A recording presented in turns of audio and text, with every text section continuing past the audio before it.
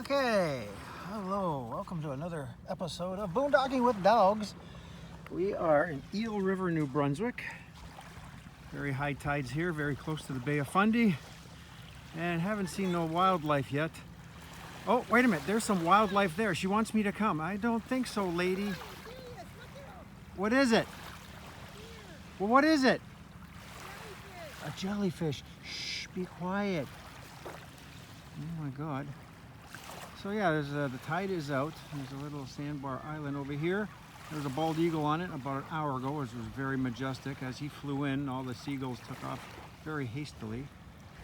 But the bridge is out up there, so it makes it less traffic. Again, we're at Eel River, the Indian reservation's right there, Eel River Reserve. And as I said, there's the wildlife. Boy, is it ever wild. It was feeling pretty good last night, I'll tell ya. And yeah, gorgeous beach. We use the app Park for free, or Park for Night. That's the little village of Chola, I think it is, or Charlo. But no shortage of driftwood here.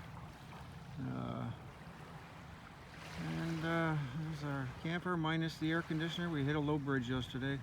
My mistake, rookie mistake. Learn from us, always check the heights. And we didn't think about it. We seen a gorgeous beach we wanted to get to, and under our train track viaduct, and boom, and the air conditioner is gone. And it's all taped up. We're staying, going to a town, Campbellford, tomorrow to a trailer dealer and at least put a vent on it, or if we can get a smaller 9,000 BTU air conditioner instead of that big one we had, which you need 30 amp for, 9,000 you would be able to plug into your house. So that's what we want, the 9,000.